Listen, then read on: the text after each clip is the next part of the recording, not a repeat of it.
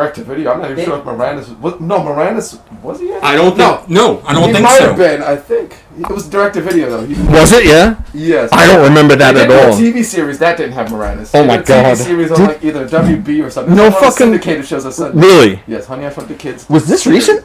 No, this was, had to have been early 2000s. Jesus Christ. Yes. Oh, they tried everything at that point. Yeah. Do you know about that whole thing where they let the writers into Hollywood that they were kind of tabling? Do you know about that in 1999? Yo. What do you mean they were tabling? Dude, there was a series of... I think it's good, right? Yeah. I don't care about lighting even. I don't...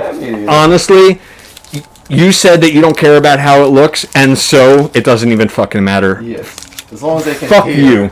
I know, as long as you can hear, and you can. I tested before, so... a hidden character in the video game here. You haven't unlocked me yet. Oh my God, that's exactly how you... Oh my God, dude. You see only this part of the shirt. I'm so sorry. Or if you remember Pokemon, when they say, who's that Pokemon? Yo, that's... We have a wild Atiba.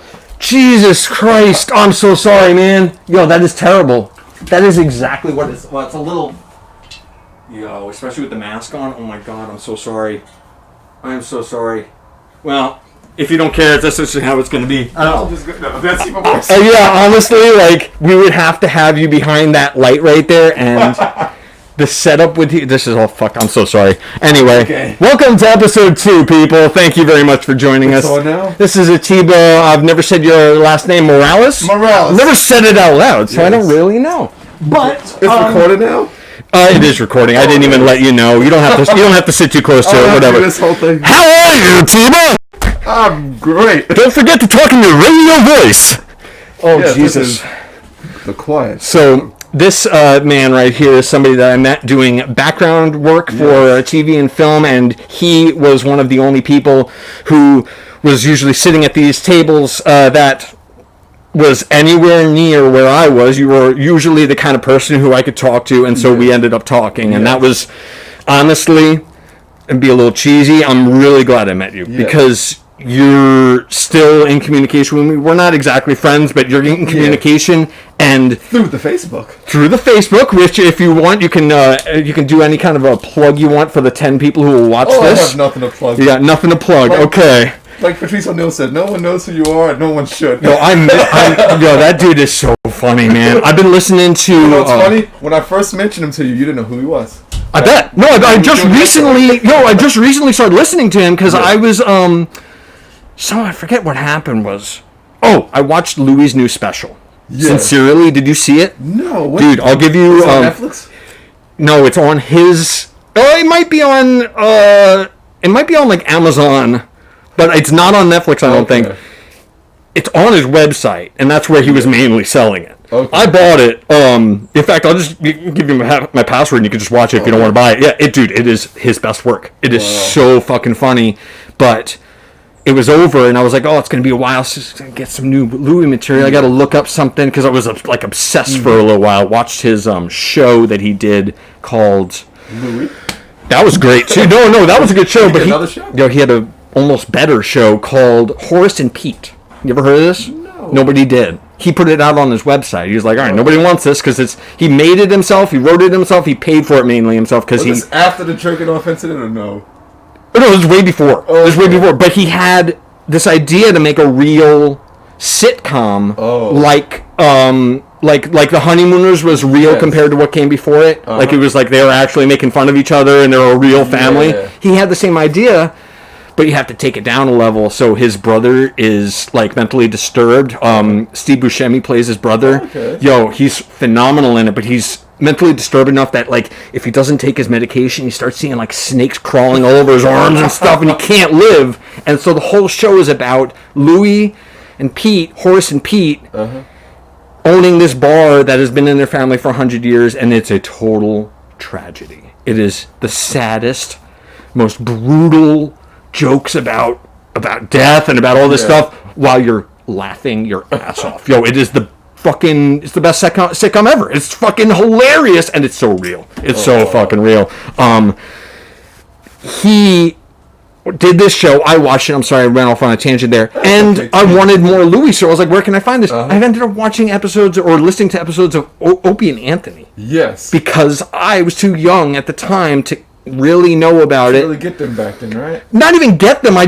My parents would be the ones on the radio, so they didn't want to listen to Opie and Anthony with their little kids, so I didn't end up listening to it. By the time they were on XM, I just didn't have an XM, I guess. I just didn't know. I thought they were just a stupid morning radio program, but fucking Patrice O'Neill, Jim Norton, fucking Louis C.K. would always stop by. Crew, Yo, they were so funny. Yeah. Oh my God, I love it. It's so fucking great. One time I caught it on YouTube. I just caught 30 minutes of Opie and Anthony and Patrice O'Neill just making fun of Lady Gaga. Yo, that's great. But Patrice is so fucking... I mean, I've seen him on stage. He's great, but his just banter is... It's so honest. He's so fucking right there. He's like, nah, fuck you, man. I don't understand why I was so pissed off when he passed away. I was like, comedy needed this guy. I bet. Yo, he's legitimate. I think one of the reasons why I brought up Patrice O'Neill when we were doing the background was because I had Colin Quinn's book. Yo, he's another one, man. I used to bring it to the background so I had something to read. Okay. Because I actually got the book from him and he signed it and everything. That's awesome. In Bryant Park, he had like a little book signing and he had a Q&A. That's fucking awesome. One of the first things I asked him was like, hey, any Patrice O'Neill stories in this book? So we just started talking about Patrice O'Neill. That's fucking When we got to get our book signed, he remembered me from asking a question. He's like, oh, yes, so you're getting the comedy? He's like, good. Study Patrice. Look at how he doesn't just tell a joke, how he dissects his own jokes. Okay. And we started like talking. He spelled my name wrong. He spelled it with a V. That's almost better. Because the assistant asked for your name and then he tells Colin, so the assistant heard Atiba with a V. Honestly, that's almost better. It's almost like... Yeah, I took a picture. I snapped a picture of it and I kept it. That's great. It says to Atiba.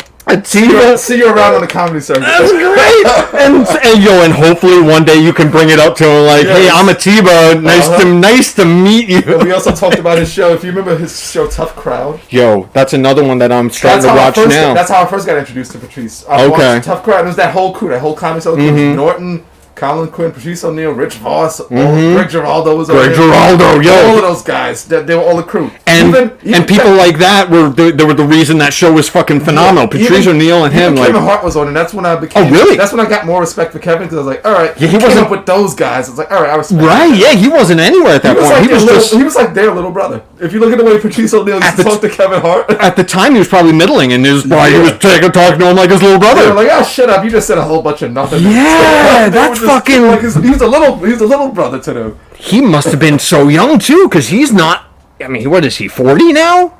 He's got to be maybe he's 50. Maybe no, he's not 50. He's got to be like 40. No, he doesn't. 43. Maybe. He looked young for a year, but now after his whole fucking shenanigans that he got in, well, not even shenanigans. He just got fucked. He had a show on ABC in the early 2000s. No one remembers. 2000?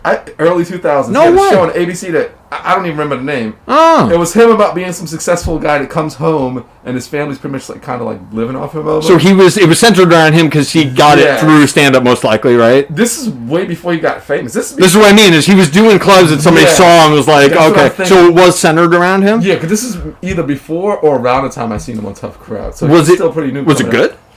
Nah. No. It was not bad. But I mean, it didn't last. That's why I asked. Also, one of the guys on it, I think he plays his uncle. It was actually Keith David from, if you remember, They Live with Roddy Piper. Remember the black guy that he fights? That long... Alright, the voice of Goliath from Gargoyles and the voice of Spawn. I don't fucking remember that shit. You don't remember the show Gargoyles? I remember Gargoyles. I don't remember Goliath in Gargoyles. You don't remember the lead character's voice? You don't remember Spawn, the animated series? Look, this is two things that I watched and don't remember any of, like, I don't have any auditory, like, I don't remember. Deep voice. I barely have images from Gargoyles. I barely even have that. Stone for 1,000 years. That's so weird. No, I don't even have that in my head. You don't remember They Live, where he puts on the shades and he sees the aliens? They Live? Yes, it was John Carpenter. They Live. The sequel. It was them. No. They never did a sequel. It's just called They Live. Oh, no, I'm thinking about something else. I'm thinking about them with the ants in the fucking 50s. I'm thinking about something way different. This was a movie from 89, I think, and he puts on... It's Roddy Piper, the wrestler. He puts on the shades, and you can see who's an alien. Oh, my God. No, I don't remember that at all. What's it called? They Live? They Live. I've heard that name. Wow, I want to see it now. Have you ever heard of an artist named Shepard Fairey? Yeah. Street artist, and yeah. He got his ideas for that movie. Remember the Obey? Yeah. Because when you look at the billboards with the shades, you would see like what it really means. It would say obey, conform, consume. So obey came from that. That's fucking great. With Andre Giant's face, yes. That's fucking great. That's where he gets obey from the movie They Live. Wow. Okay, so now I gotta watch that movie. Yeah. Well, it's a classic. It's labeled as a classic. Here's why you should watch it. You know how everyone always references The Matrix as the movie that's like, oh, everything is hidden and you have to uncover these secrets. And sure. Well, it's sort of like the message for things not being what they seem. Sure, yeah. They lived it at first, but instead of going into the computer, you just need a pair of shades well, to see what's real. I mean, to be honest, they weren't even the first ones to do that. They all copying off of Sith in the 50s and the 40s. Yeah, like there was zombie movies. Pretty much that was the message. Basically, the hordes of normal sheep following the fucking and eating each other. That's But They Live was like the first zombie movie, right? No, it wasn't zombies. They kind of the aliens actually did kind of. I'm tying it in the way you were just saying. Yes, but basically was kind of like the first one to look at society like just obeying monsters, just like bum bum bum. Yes, that's where I remember hearing about it. We were talking about movies that were like The Matrix, like red pilling people, that kind of thing, and because in this one, the red pill was the shades. Yeah. That's where I remember hearing about it, because I remember somebody telling me, "Look, it's a classic, and you should see it if you like good, classic. You like good out of the normal movies. Like this is one of them." You've probably seen parodies of because they had one of the most famous scenes was a 9-minute fight scene. It was with Roddy Piper and the black guy Keith David. A fucking 9-minute fight scene. If you remember South Park's Cripple fight? Sure. Yeah, sure. That was a parody of that fight scene. Oh, no way. Shot for shot. No! He knees him in the nuts and all that other stuff. I love them. Suplexes and everything. I love them so much. That Cripple fight was a parody of that fight scene. Because they one time put it side by side together. All of the same. And it's shot for shot. Yes. That's great. Oh, what? They cut it a little bit because they didn't want it to go to full 9 minutes. But in the movie, that was a 9-minute fight scene. I'm surprised they didn't do the full 9 minutes. Because they're doing the week by week, writing. Like, fuck it, we'll put 9 minutes in here. Save some time. That's half the episode. And it'll be funny. Yeah. Because, I mean, shit, I would have watched 10 minutes of that Cripple fight. That shit was hilarious.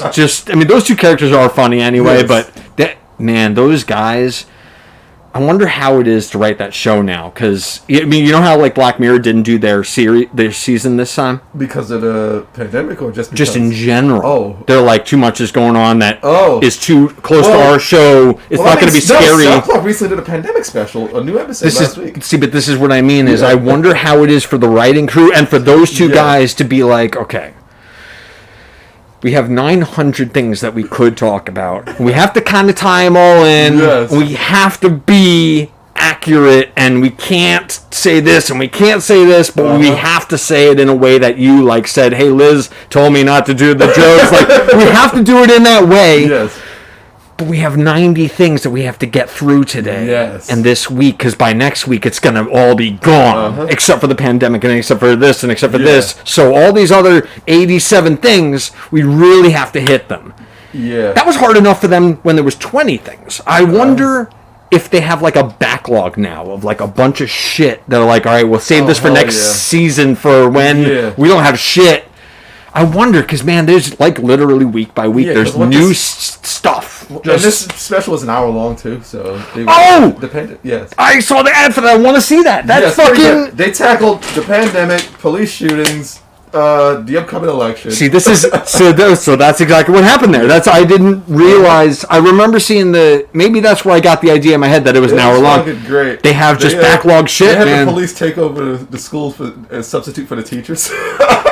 That's perfect. That's fucking with the whole... They were shooting at the kids. It's based on that whole idea of arming the teachers. Do you remember reading about that shit? That's fucking crazy. Oh, yeah. Whenever there was a school shooting, it was like, hey, let's arm the teachers. Last year, they said it seriously. They were like, how can we do this? And then all these fucking talks started happening, and people were like, wait, you're actually... I get having the idea, but you're actually talking about how you could get it through Congress right now? What the fuck? And people shot it down. I'm going to roll some of this, specifically only CBD weed that they sell at the bodega. CBD? Of course, Atiba, because we're in... Is that synthetic stuff? Because we're in New York, and we're... Synthetic? No, this is It's not that K2. No, I would never even fucking do that myself. But this is definitely not got any THC. Oh yeah, they do for sell, sure. Only CBD stuff. I've seen it in different products. They sell the drinks. Usually, I would not in New York, in a bodega in New York, I would not be buying this stuff. But I probably didn't anyway. I probably bought it from somebody illegally. But I don't know. I don't know what happened. If I got Dutches and papers, whatever you want. I'm not good at rolling, so I'll take anything. Normally, I don't roll. I usually used to do. Honestly, I would have actually rolled one beforehand, but I have to lick it and shit, so I just didn't do it. I'll let you do it, but I do both. I do a mix of the two. I used to do the bowls and the bongs and the hitters. I used to do everything. I used to do everything except roll up. Honestly, if you don't want to smoke, you said you don't smoke a lot anymore. I'll take a pull just to feel it. Oh Jesus Christ! Oh boy. So wait, so you don't want your own thing? No. Oh. No, okay. No, yeah, whatever. All right, I don't want to waste anyone's weed. Oh, you're fucking kidding me? That's not weed anyway. Atiba, God damn it. Oh, it's not weed. No, this is flower that they sell that looks like weed. It's cannabis without the THC in it. How did they get it out there? Honestly, I've never smoked that stuff, I can't believe it's not weed. I don't even that would be so funny if the owners of the delis were just like, fuck it, just put this in there, label it, whatever, get the shitty stuff, and just let them figure it out themselves. I would not be surprised if they did that. I'm so fucking cheap that I split my leaves.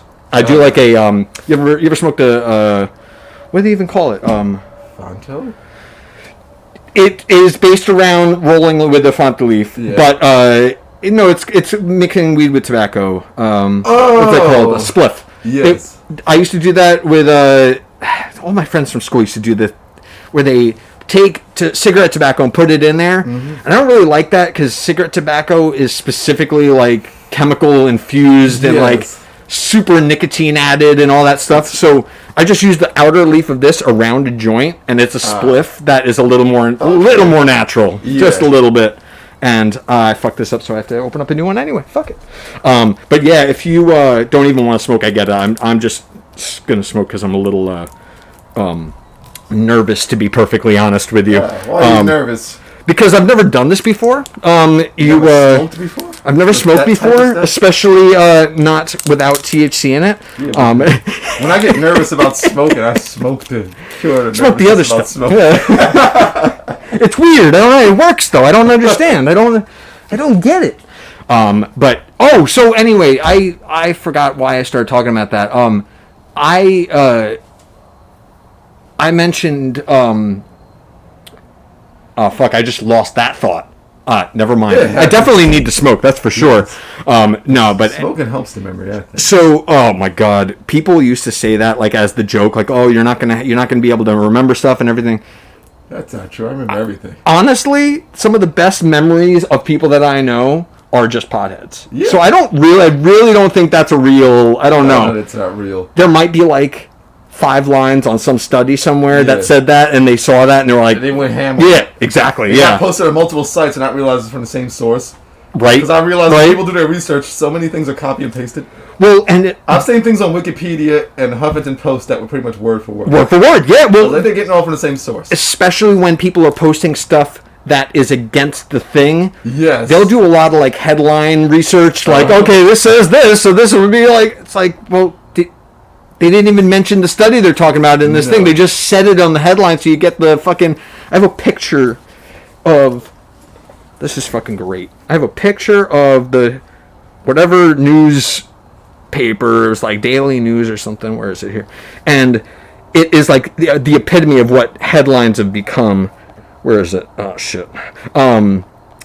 And I saw it, and I asked the person, I was like, I'm sorry, I just need to take a picture of this. It just says, President has COVID. And then on the bottom, First Lady tests positive too. That's it. It's just simple, just get it at it's fucking, don't even make a joke. Oh yeah, but... Fuck it. The Post has always been like that, though. But this is... I remember... No, you're right. Back in the day, right, when... it was in the 2000s, it was in 2000 when Wilt Chamberlain died, all they said was, Wilt dead. There you go. Yeah. And they're not the only ones that have really always been like that, but that was just a nice, wrapping around of how fucking... No witty, Well, they don't even need, they realize, they're all right, this doesn't even need the joke, it just Oh, you know what? This doesn't even need those 4 words. Let's take those 4 words out of the sentence. Yes. President has COVID. Shunk. That's it. And people fucking buy the newspaper for it, so. I mean, the Daily News used to be notorious for trying to have puns and all. They had, like, comedy writers. They're like the comedy one. Yo, their headlines were always, especially if they're attacking somebody, they're, like, really pretty funny. They're really fucking... I was like, are they doing this? Like when, what was it? Elliot Spitzer. They actually referenced... I don't remember that, They actually referenced hoes on the headline. I was like, they're saying hoe. They're going there. I was like, the Daily News is going there. That's... Well, yeah, it's Daily News. Yeah, whatever. Honestly, a lot of those things, I don't fucking think it's a... People would like make fun of them, like, oh, they're a news source, they should take themselves seriously. Yeah. It's like, well, no, they're a source that has news, but they're a fucking rag. Yeah. So they should treat themselves the way they are. It's not like, Daily, what was the real rag? Like Daily World News or whatever it's called. You know what I'm talking about? What the fuck is that called? They use it in Men in Black as the most official source for alien activity. Okay. You know what I'm talking about? Those kind of rags? Yeah. Basically the same kind of thing. Like Inquirer, that type of like stuff? Inquirer. They said that's what a real news... In Men in Black, they said that's what a real news was. No, it's like they take themselves exactly how they are. They're like, no, we're like this. Yeah, we heard this somewhere. Yeah. Fuck it. There's aliens running the country. We heard it, so let's print it. Page 5, there's pictures. We have pictures. The other ones, Daily News and the Post, maybe the Daily News not, because it does kind of take itself like that, but all the other ones are like, no, we're news. We're news. And then they put out the same exact kind of thing. They're like, fuck it. We'll just put it out there. As long as we call ourselves news, and we talk like this, in the headlines it'll just be whatever. We could say cunt. Fuck it. Doesn't matter. Doesn't matter. These people are going to buy the thing. Okay, sir, we're going to have to quote cunt. We're going to have to put quotes around it. They'll be fine if you put the quotes, because it puts a fourth wall around it for them, and... Because cunt doesn't reflect the values of his paper. No. It's somebody else saying it. It's somebody else. You had it right. There we go. See? Somebody get Atiba a better job. This is what we're talking about at the Post. We want to separate ourselves as much as possible. And seriously, the Inquirer is like, fuck it. Are you kidding me? No, we said this shit. She's a cunt.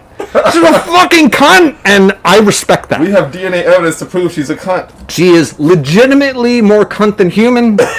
We're just putting it out there. We have a what's it called when you get the story first? Shit. What's it called? Fuck. What is it, like an old saying? It's a news saying. It's a news phrase. Not even news. Just like you get the. I can't even say it because I didn't need the term. Dog reference with the tail wagging a dog. No. That one, no. It's you get the story first and only. Okay. What's that called? I forget what the hell that's called. That's called something, right? I think it is. I'm just an idiot. I hear it on New York One sometimes. I'm just an idiot. We have the not shit. Whatever it is. I don't fucking know. Anyway, tell me about what you were talking about, how you got into comedy. Before we started recording, Atiba was telling me he didn't necessarily mean to get into comedy. He was just kind of fell into it. So go ahead, I kind of fell into it. I meant to in a way that like I was sort of thinking about it but not taking it seriously. Okay. Like, originally to start off with just shit I posted on Facebook, and then people was like, hey, you should get into comedy. And I was like, I gotta say, if it was anything like they are now, I see where people are coming from. You are one of my favorite posters on Facebook. The fact that you have 2 profiles, because you kept getting fucking like... Yeah, that second one is like the 5th one. I bet. The second, third, and fourth one got banned for saying... Your name would start changing just a little bit. And oh my god. This time there's no space. There's no space, yeah, fuck it. Just nobody notices if it's a different... I started asking for ID. Well, I was going to say, how many fucking emails do you have now? Because you got to start... there's so many dummy account emails. I bet. Oh my god. The dummy emails originally started, not even for Facebook, it started because... I play on a PlayStation. Shit. You need your online account, and I don't want to use a serious account for PlayStation in case I get hacked. I don't want them getting my real shit. Yeah, you didn't even need to make other ones up. You just had them. That's fucking great. I just had them on the back burner because, like, all right, I'm not using my real one in case this shit gets hacked. Because Sony did get hacked at one point. All right, not bad. This gets hacked. I want them getting access to my real info, so I'm just gonna get them as dummy info. That's a smart move. All right. All they'll find on there is like a Pornhub account, maybe. Hey, whatever. If they're looking in, they're gonna find something, right? Weird ads. or those weird responses to Craigslist ads. Well, hey, that's your own business. I mean, if they're looking, they're gonna get some of people's personal business. They're gonna find that Super Mario ad that I keep posting every now and then. Hey, that's on them. But I don't actually know that reference. I'm not sure what you're talking about. There was an ad that me and my friend looked up. We didn't know if it was real or not. On Craigslist? Yes, it was a guy who wanted to invite a lady over to play Super Mario Brothers 3 on the original Nintendo while he fucks her from behind. Oh boy! And he has to. Oh wait, hold on. On the original Nintendo. So what year was this though? Like 2005? He had this in the 90s. No, he still had one. Oh, he's like, I need to buy one. I need to go on Amazon and get an original. Yes, I think. Fuck her in the ass. And he's like, he wants to run behind. He had rules too. Like, he had once rules? you get to a certain level, he gets to do this to you. Once you get to that level. So was she supposed to be good or bad at the game, or was there nothing about that? I think she's supposed to be good at the game. She had to get to different levels in order for him to do things. I was wondering if they had like an audition process. Like, she's not good enough at the game. She dies right away. She doesn't even know how to jump over the thing. Like, the best part was like there was some command that he had. He's like, if you don't do this, I will shut off the game and ask you to leave. Whoa! Oh shit! What the act was? Yo, this guy's insane. The funny thing is, like, this was during the MySpace days, so I actually just copied it and saved it to MySpace. Oh, that's. Then when Facebook happened, I saved it. Remember, Facebook had notes or something like that you can save, just big ass, long ass paragraphs. I saved it to a Facebook note. You can still. And I can actually still go back through my old notes and look it up. So every now and then I would actually post, every now and then I would post it. Yo! My friend to say, hey, remember this? That's fucking great. Yeah. That's fucking awesome. If you go through notes, you'll find all these old notes that you wrote like back in like 08. Really? Oh shit! I gotta check that out. Yeah. If you remember, send me some of that. That's fucking or like a link to that. Definitely see that Mario. That is great. That is man, that's a weird post to be. Yeah, I was like, we had to save it because like my friend told me about it and I was like, what the hell? And then I actually read it. I was like, fuck this. I was like, is he real or no? We didn't know. Could be a troll. Could be definitely just somebody. But this was so. This is honest. Yeah. I really just need this to happen. I figured everything back in the Wild West days of MySpace, everyone was legit crazy. Like any weird thing you came across on the internet back then was legit. Yeah, there was no reason to be hiding because nobody was calling you out for shit. It was just like, a place I can be myself. It was pre-trolling. We just found out what trolling was back then. This is like right before Rickrolls. Right before it, yeah. And Rickroll was the big one that started the whole fucking trolling thing. Yeah. And that was like 09. I found out trying to look for a trailer to the Wolverine movie. And I was like, what the fuck? It's like, we have the Wolverine trailer for X-Men Origins. And it's like, I got Rick Rolls. Like, oh, shit. Oh, Jesus. It's better than the movie. Oh, shit. Yeah, that is... It's funny you mentioned, I forgot all about Rick Rolling. They put Rick Rolling in... do you remember the episode of South Park where it was something, I forget the topic of it, but they were working either against a terrorist or with the government or something like that, and they had to like have them get a briefcase, and they like had all this ampage about like the importance of this briefcase. Yes. And do you remember this? Barely. It was years after the Rickroll thing, and they did this whole fucking episode about how important this briefcase was, and they fought over the briefcase, and they did this whole thing, blah, blah, blah, blah, blah, and then they had this perfect little joke at the end that not everybody would even get. I think it was South Park. I think it was. And then at the end, they open up the briefcase, and it's a screen, and they get Rickrolled. Nobody was seeing it coming, because the whole episode was about, like, the joke they were making was about whatever was going on, like the hostage that was being, whatever it was, they were all making fun of that. And then they just... South Park? I don't think so. Now that I'm saying, no, it was definitely not Family Guy, because I don't like Family Guy. You don't like Family Guy? You're on the South Park side with the Cartoon Wars, remember? Did I tell you about that? Is that why you were mentioning that? No. When you just, because I was thinking if they cut to live footage, so the first thing I think is Family Guy when they show the actual live footage. No. Okay. So you don't like Family Guy? I never knew about this. No, okay, so do you, there was a kid in our group of people that would sit at our table, usually. He had weird, like, real short, like, dreads that stuck straight up, and I forgot his name. I forgot his fucking name. He was real cool. Where was this at? We're just working background. He would be at our table sometimes. I'm saying, like... wait, I would have seen him? You would have known him, yeah. He was black, he was fucking... He had short dreads that, like, stuck straight up. small little, dread. What the fuck was his name? Our crew? Because remember we were like a backstage gang at one point. Yeah. We came with like a little jokey gang that we had. Yeah, he was mustache guy. Tevin. That was his name. Tevin was his name. Do you remember Tevin? Is he on your page? Probably. I don't fucking know. He might not even be alive anymore. I have no fucking idea. Because I have the people. Because I added 2 people from that crew. It was you, and if you remember, Jeremy. The big guy. Oh, yeah, the beard. Yeah, I remember him. Laughs like Seth Rogen a little bit. Yes, I do remember him. The Seth Rogen laugh. That's fucking weird. I do remember him. Yes. Tevin, one day, we were working we were supposed to be diner patrons, and so all day we're just sitting at the diner talking, and he challenged me to prove to him that South Park was a better show than Family Guy. And I spent the next 45 minutes legitimately proving to him, like fact for fact, why it was a better show. Not that people would like it more or whatever, but why show-wise it was a better show. Family Guy was better? He thought Family Guy was better, and after the 45 minutes, he was like, "You're right." You converted him. Yeah, he was like, "I like Family Guy more, but you're right, it's a better show." Yeah, it's like because they teach. Trey and Matt actually had a writing seminar one time that they show online. They're comic geniuses. And they said, yeah. They said if you're writing a sequence and you have and then anywhere, you're fucked. And then he said you need but and therefore and because. Really? Well, one thing has to lead to another. They said that's smart. This happens, therefore this happens, but this happens because that happens. That's an old writing thing. Yeah. That dude, I love them. So they said and then just means that you just kind of cut off. It's like it's just one thing going to another without any sort of causation. Okay. So they said you have to use therefore and but.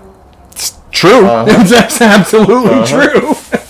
Yeah, they really are smart, and that's the kind of thing that I was mentioning why they were better, because I was like, look, one show is for people who watch network television. Yes. One show is legitimately for people who just want to sit back and laugh and drink their beer and fucking laugh. And I'll say this like, yes. Those run-on fucking things, like the run-on is... Seth MacFarlane's, he's a smart guy, but not a smart he's writer. A genius too. Yeah, but he is, but not on that show. Okay. He's not on that show. He did a live skit one time with Alex Borstein, as a matter of fact. They did a live show once, a live special on Fox. Yeah? Oh, that sounds awesome. And if it's live, you can get away with some shit. They called it the almost live because they had sketches that they would show, but they were on stage for a live audience and they would host the sketches and they would sing. Wait, was this? Did they open up with a musical number? Yes, they like a big musical number with steps and shit that came down the steps. I think so, because I think they actually sung the Family Guy song live, and they had the orchestra there too.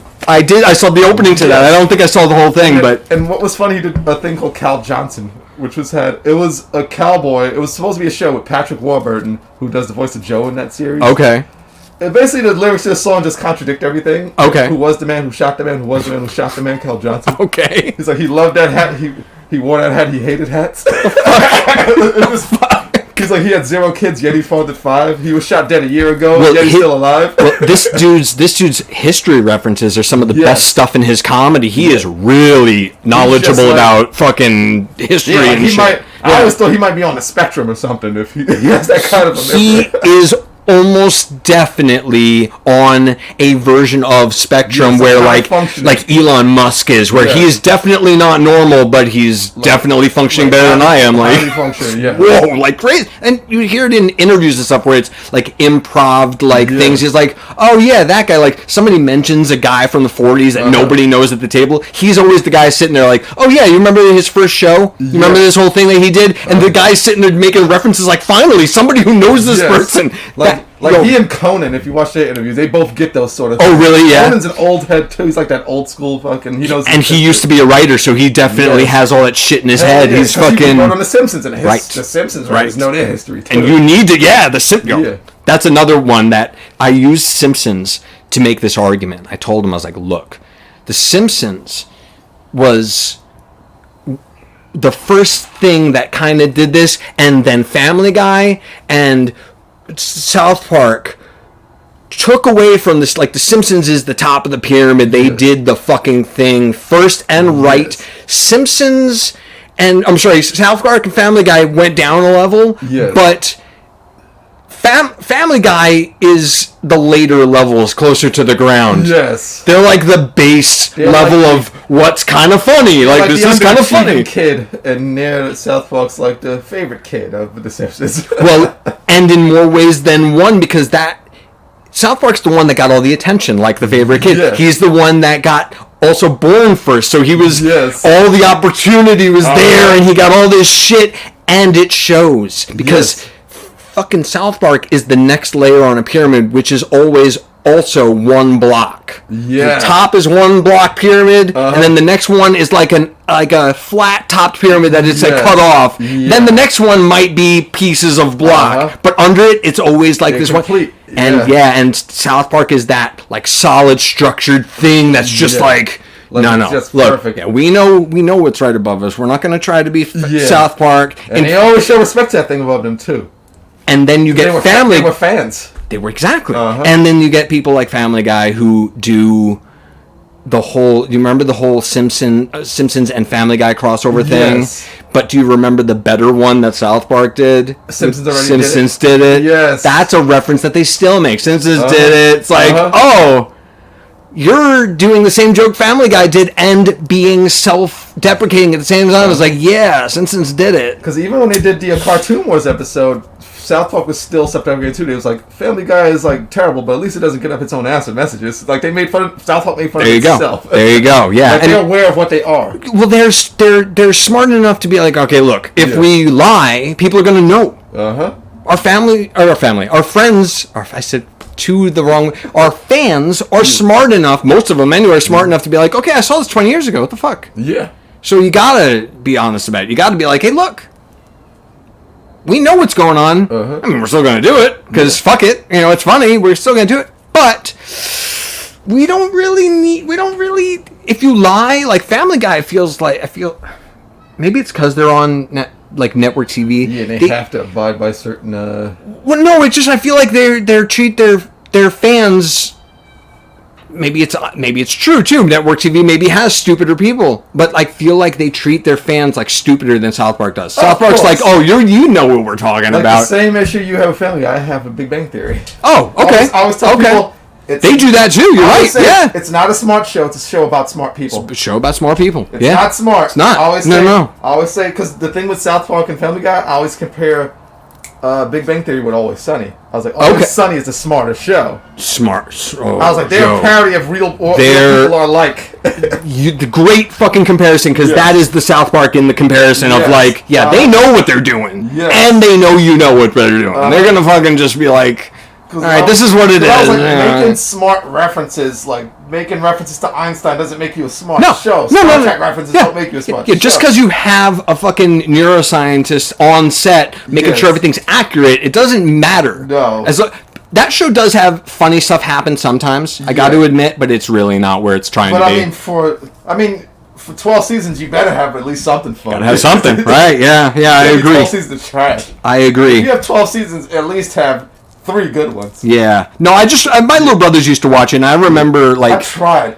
Every show I hate, I really tried. Yeah, no, I want to hate it. I ended up watching it the number of times that I watched it and realized I really can't watch this show anymore. This is like, it felt outdated. I was like, this is what would be a good show about nerds in the 90s. It's completely outdated. It actually... It would have been on TGIF or something if it was back in the day. That's what it feels like. That's exactly where it would have been. Because, they're trying to get kind of an older crowd, but not adults necessarily. No. Yeah, that's exactly where it would have been on TGIF. This is like not... And I was like, Always Sunny, I was like, it's smarter because it just parodies real people. It just makes it more extreme. Well, it's like realer. The way... It's like they're arrogant and ignorant at the same time. Like real... Like, basically, Always Sunny looks like a comment section on social media come to life. That is exactly what it is. That's perfect. That is exactly what it looks like. The characters talk to each other. They talk like they're experts in their field, but they don't know what the fuck they're talking about. And their confidence is what makes it funny. They're like, no, I know. Yes, I know exactly. One scene where they're arguing over, like, the history of, like, Mexico. And it's like, one of them says...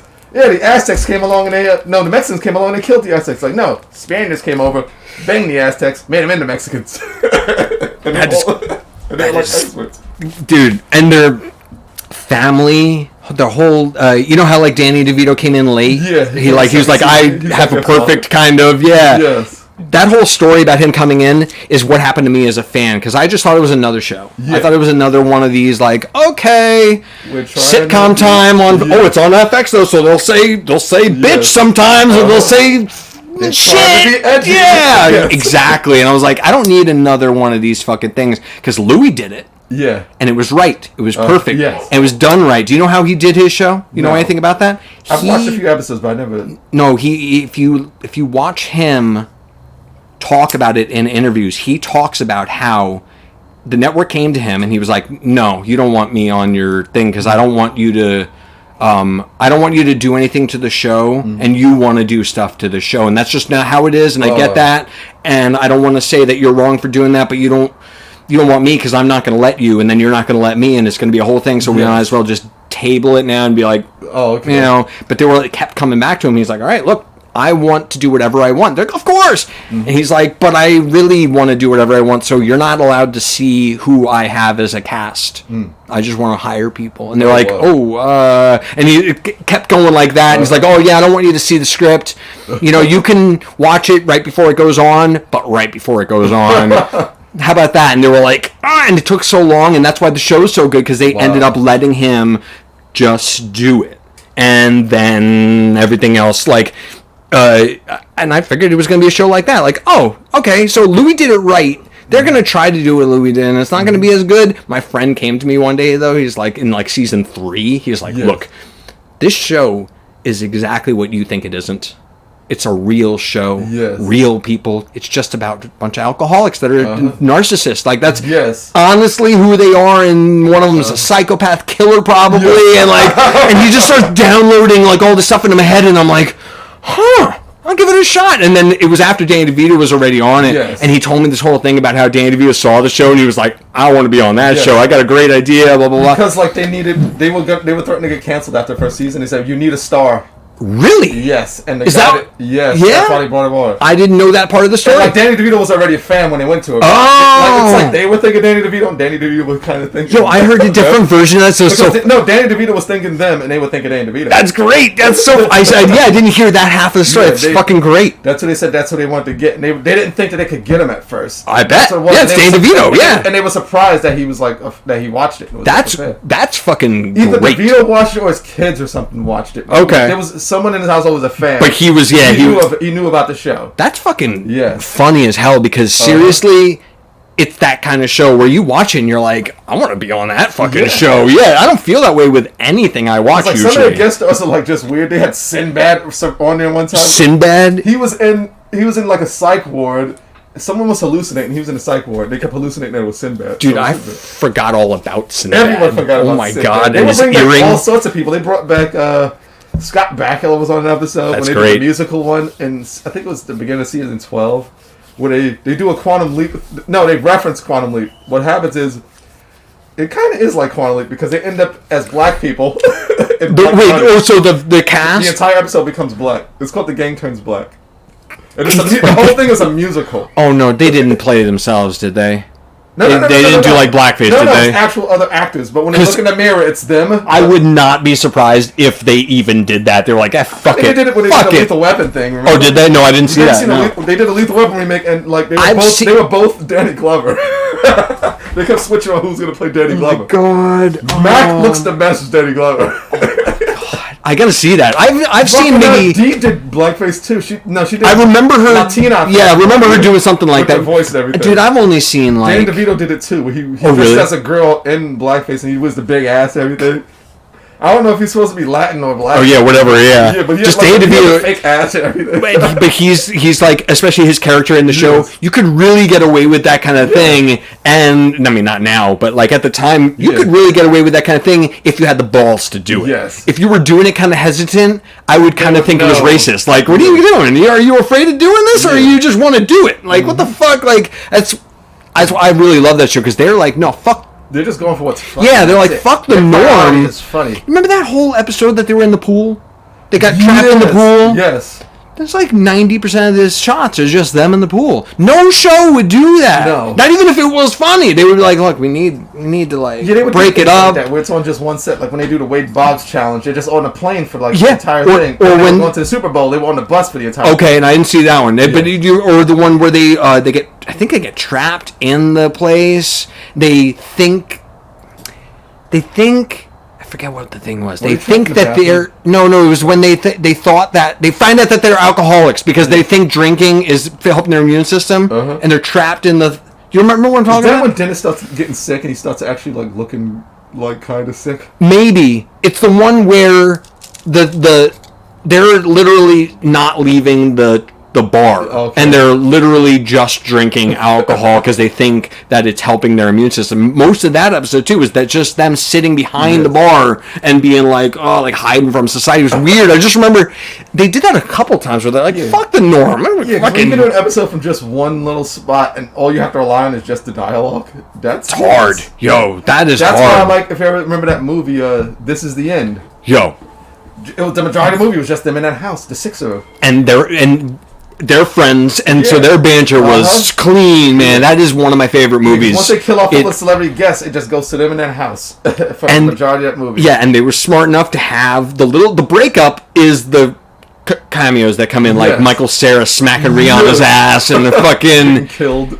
Oh my god! I think who was it? Kevin Hart falls into like the ground in the pit or something. No, Aziz Ansari falls into the pit, and he's like, "I tried to help Aziz. I tried to help him." Kevin said that. Yes, he's going to try to help Aziz. He didn't.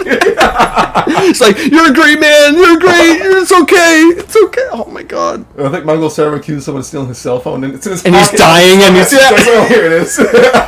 But you're right. Most of it is just them in the living room, just going back and forth, and a good 30% of that was just improv. They were just going and going, and it's fucking great, but it's I break it down to that. I think you need to have the balls to do most jokes, whether they're not like socially appropriate or they're just like not looked at as funny. You can do them. You just gotta know you're fucking doing it. You're like, fuck it, I'm gonna do it, and if they don't like it, well, hey, it's just a joke. Yeah, we got next episode. We're right next episode. South Park has done that a million times. They've gone over stuff that you shouldn't have even really gave to the okay crew. Like, is this okay? Like, you shouldn't have even asked them. The Crip fight was a good one. That's a good example of that. Martha Stewart doing the queef. She has glitter up her, and she queefs out. We're just gonna give a little sprinkle to this. Like, oh my god! See, like that was just like you shouldn't have even really asked about that. And they have it all blurred out. She's just sitting there like, and it's just her. Oh my god! Now whose was it where like someone's vagina pulls out a gun? Was it Hillary Clinton or Oprah? Which one was that? And it like threatens to kill it. I think it was Hillary Clinton, but it might have been. There was something else about Oprah's vagina if it wasn't the same thing. Yes. And the same thing with Michelle Obama too. They did something with her. I feel like it was. I think you're talking about Hillary though. I think that was. She has the gun. She holds a vagina hostage. Just the things like that. That's the kind of thing that happens in the writing crew, and they're like, "Yeah, we can't do that one." Usually, like especially on network stuff, it's like that. They have those ideas, but people are like, somebody across the table's like, "I don't know, man," and then it just never ends up happening. I always watch like the behind the scenes too. Yeah, when they show, because Ike's voice for a while was one of their daughters, so they have to have their little daughter cursing and stuff like that. Like, Dad called you a pussy. They had to say it over and over again. Like, I remember seeing an interview where they holding it up to like the microphone. And keep saying it over and over. Yeah, and he was like, it's like I remember in one interview the guy's like, so how do you feel about? I heard your daughter does the thing, and how do you feel about her saying bad words? He's like, she's a little. She doesn't know. She's fucking. You just tell her to say something, and she says something. It's not like she's like 8 and like she's like knows what. Oh, there's some bad words. Like no, she didn't even know what she's saying. We said, here, make these sounds. She's like 5, yeah. Yeah, she's a little fucking girl. And even if she did know, what the fuck? Her dad runs South Park. Like it's. Like, they said all of the Ike's age out are old anyway. They get too old to play them, and then they get a new kid. I think that's one of the smartest things about their show. I mean, they were able to do it because it was a cartoon, but they didn't age them on purpose. They were like, no, we don't need to. It's about 8th graders. It's about this. The only time they ever did it was when they went to 4th grade. And that was like a big deal that season. Like, they're in 4th grade now. That was it. But I honestly think that was something that happened as a writing idea. Yeah. You know, they were... Well, that's part of like being a little kid who's going to that next grade. Sure. So they just need one. All they need is to do that once, and that's it. And I bet that's how they sold it too. They were like, we can't do that. It's about 8th graders. Like, we're not going to keep doing it. Yeah, and the guy was like, no, don't worry. I got this idea. It's a part of, like you said, it's like it's a part of growing up, all that stuff. It's a part of being in 8th grade. Or whatever grade they're in. Grade, yeah. They're young. Old, And it makes sense to do that, but you can't keep doing it. It does, do it once, and that's it, because that's that story arc. And it's I'm sure it worked. I don't remember like that the episode episode. they did with Stan's birthday, where he turns 9 or 10, and he's getting old, and everything sounds like shit to him. Remember that one because that was a big deal too. They were like, "Oh, okay, this," and it was funny too. It was the whole shit thing was great because then they had the running joke of Randy being. The fuck is his alternate ego? His band. He's the shit band. He's like, he was Steamy Ray. Steamy Ray Vaughan. Yes. So funny. It's just him in a fucking brassiere and shit. It's just shits his britches. I just ain't somebody shit his britches. You don't never see nobody shit his britches up on stage. We gotta save them britches. You're thinking Stevie Ray Vaughan. Steamy Ray just gets on stage and craps his britches. I've never seen britches take a whooping like that. We gotta go save them britches. And at the end, I think they're all getting arrested for stealing his britches. That was half the episode of those two guys just like, we gotta save them britches. We're no fucking. That was funny though.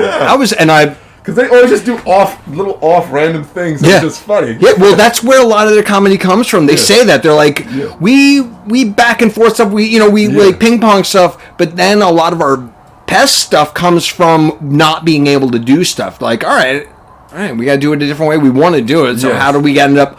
Oh shit. That's a genius idea, and it ends up being better than the original idea. I believe them when they say that. Yeah. I don't know. I mean, they could just be... Because they do, like, last-minute changes all the time, they say. Like, because everyone watched that 6 Days to Air episode. Well, that was a great documentary. That's one of the best documentaries I've ever seen. I mean, maybe it's because I like the people in it. I don't know, or whatever, but... I'd say it's one of the best, because it shows, like, the whole creation process. And it's honest. And, like, how they stay so current. Yeah, but it's honest about it. It's like, this is not an easy process. I remember when they did the 08 election, I was like, wait a second, how are they able to do that shit and get the winner right? It's like, they must have an alternate episode. No, they didn't have an alternate episode. They just did it all the way up to Tuesday. So do you remember what happened with the recent election? Talk about having to make changes. They were so sure convinced Hillary was going to win, and they had to change the Do you remember how they ended it? No. In the diner? Oh, it's so fucking great. I'm trying to remember because I remember they said all of... So the whole episode goes through, and they end it with the people watching the television in like a diner, and they announce the winner, and the guy in the back just goes, like he says something like, "What the fuck happened? What the fuck?" And then the other guy just shoots himself in the head. Because they said they had a whole season planned out based on Hillary. I bet they did. They had to scrap all of that on like Wednesday night or whatever that night is. They were like, "Oh fuck, we gotta." People were surprised because I mean I was surprised too. Honestly, I thought he was in there to make Hillary win. Yeah, that's what I thought too. Really? He really doesn't want to win. He's just doing all of the wrong things on purpose. Well, think about it. Like, why would he be running? Really? Like, it doesn't rationally. It doesn't even really make sense. It's like, of course he did Of course he went on the road and tried to be president because that's selling shit. That's like, I'm going to stay at that motherfucker's hotel because I saw him run for president. It's like, it's a total marketing campaign. I get that part. But accepting the role, did not see that coming at all. This motherfucker really, really, really surprised me. Yeah. Surprised them too, apparently. Yeah. I mean, that's... Oh, Jesus. And the way they wrote Garrison is like Trump. It's like he didn't want to win. So, I never saw how they did that. Now he wears, like, the makeup and shit. Like, I don't know how they... Because remember, because one season, they actually did have a Trump... Someone for a version of Donald Trump. He was the Canadian president. It was Trump. Oh, really? Garrison I remember killed that. him. Oh, shit. He fucked him to death. Oh, my God. I love them so much. That is great. That's how Garrison was killing him. He was like, we're going to fuck them all to death. And that was his platform or whatever. Oh, my God. So the next season, because Garrison killed Trump, he was most likely character to take Trump's place. Basically. Oh, so he did like a talented Mr. Ripley kind of thing where he fucking becomes him and then kills him like they that? Just decided to he didn't become him yet. They didn't even decide to go with that plan. They just had their own version of Trump. This is when Trump was still running, so they just actually had him in canon. It's like there was one guy we had that we didn't take seriously either, and then he becomes the prime minister of Canada, and it was like the Canadian version of Trump. So he had the flapping head with the hair. That's fucking great. I gotta see that.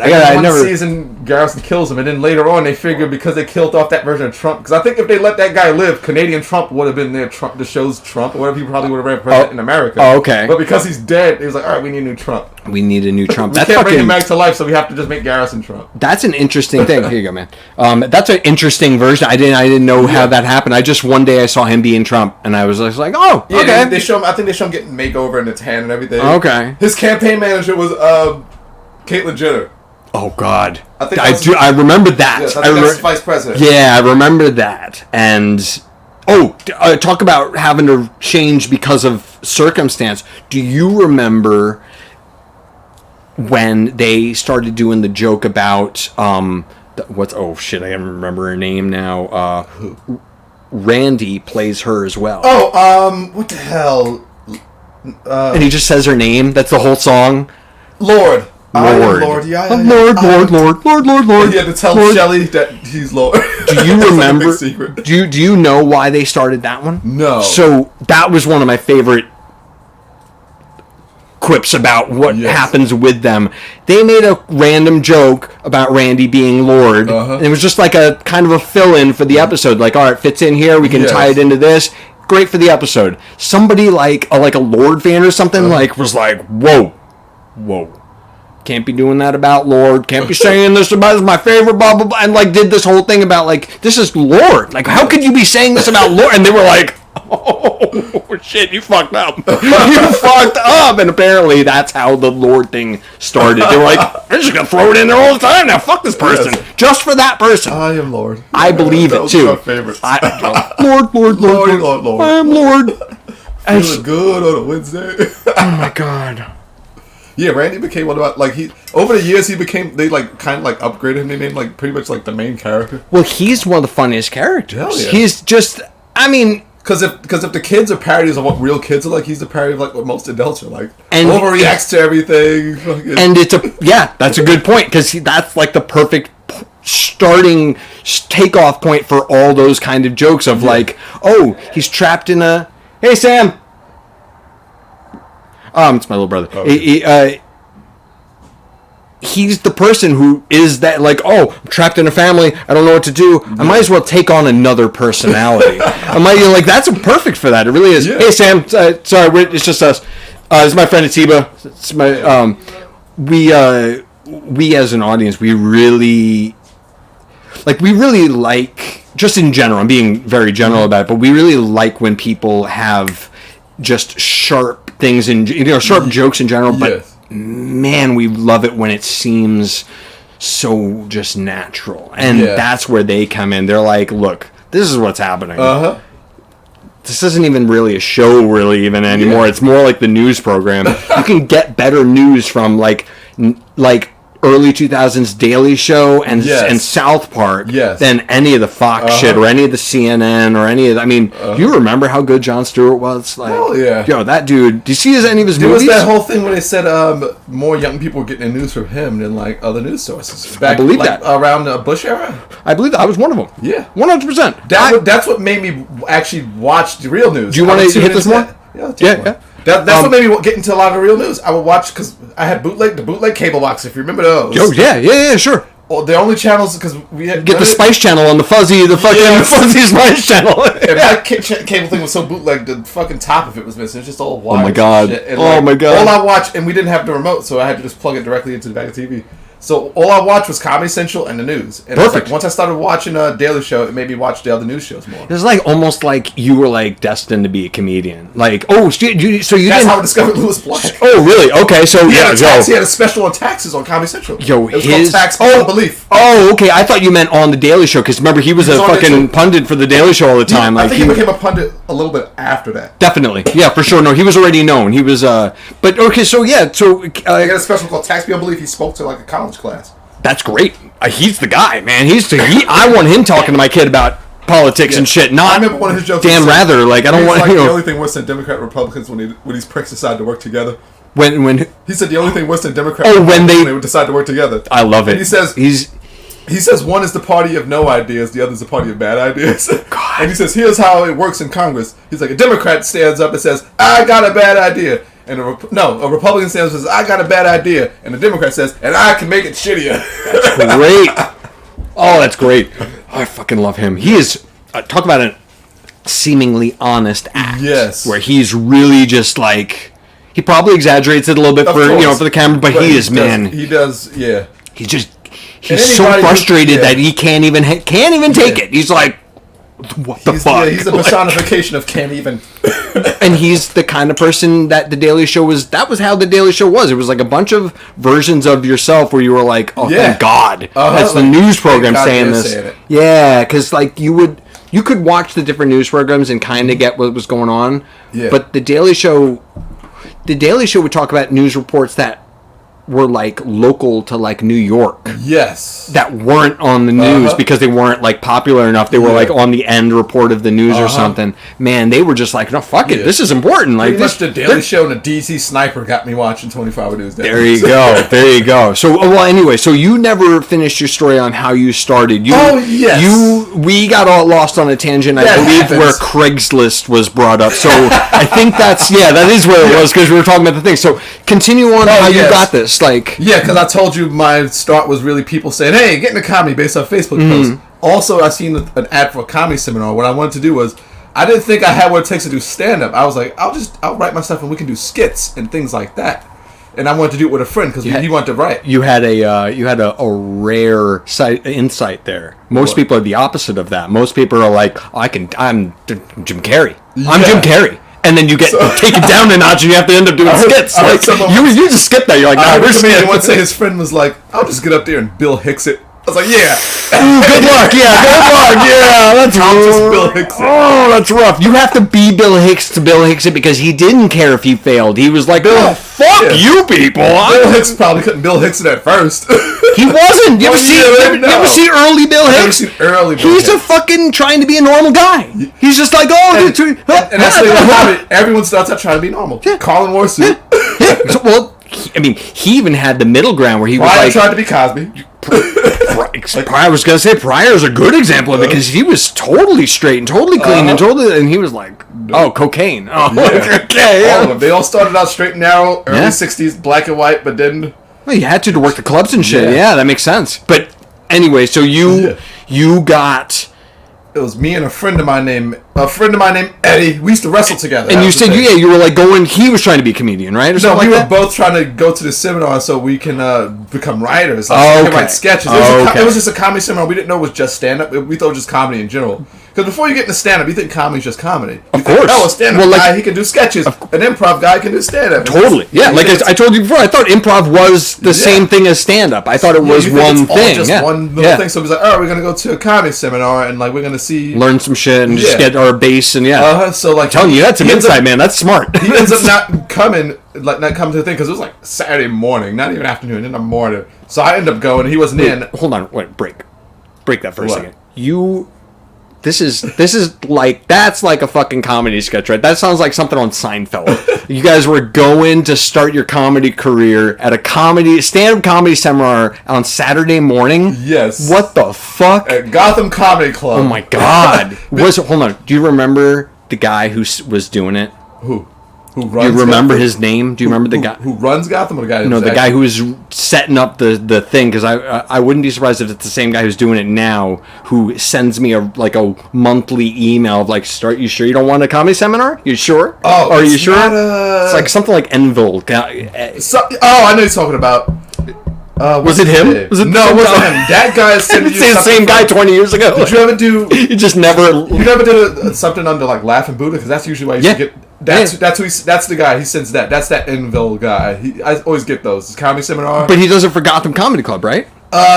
Did Connected, yeah. He does it for Gotham too, I think. Yes, I'm pretty sure. Like, get seen by professionals. Like, you'll do a thing and we'll record it, and you could. I started getting the Buddha thing because I tried to. I got onto the Gotham email list. That's how I. That's okay. So he does that. Yeah. No, my guy was he's probably the same kind of guy anyway. Just a comedian who really just couldn't pay his bills and was like. But these guys were like, I don't know who's behind it, but they just brought up a bunch of comedians. Okay. And they were just all giving examples of their careers and how comedy started and all of this other stuff. Oh, so this was like a real good seminar. This wasn't like one comedian. This was okay. Yeah, they even give you a history of the stool. That's awesome. That you see on the comedy stage, you know what that was for, right? No idea. Folk singers. Can you tell? Let me know. It was for the folk singers to play guitar, so they could sit and play. Yes, because comedy wasn't the main thing. Oh yeah, that was the host. Yeah, and he would introduce the thing, and in between when the guitar is like tuning it up or they're changing songs or something, he would just get up and try to keep the crowd entertained, and he would tell jokes. That's where stand-up came from, right? Yeah. Yeah, okay, yeah, I've heard of that. Coffee houses like that. Yeah, being the guy who like had to... Yeah, you were a host first. And you had to be funny because otherwise you weren't the host anymore. And what happened was they keep the people's stool attention there as like a reference of the beginnings of comedy. It's just that's there as like a tribute to the beginnings of comedy. I had no idea. That's awesome. That's really cool. Everyone thought it was just for their water. Sure, yeah, or just notes. An option to sit, or something. That's what I always thought it was. Because Cosby always used to sit down on. Yeah, a lot of people do. Yeah, and I thought it was. I honestly thought it was the club being like respectful and being like, if you need to sit or want to sit or use it for your bed or whatever, or your water or whatever. I always thought that. That's fucking great. For the folk singers, a tribute to where comedy started. So this is that. So they give you the history and everything else too. I love that because this is why my podcast is called Fill Me In is because I don't know shit.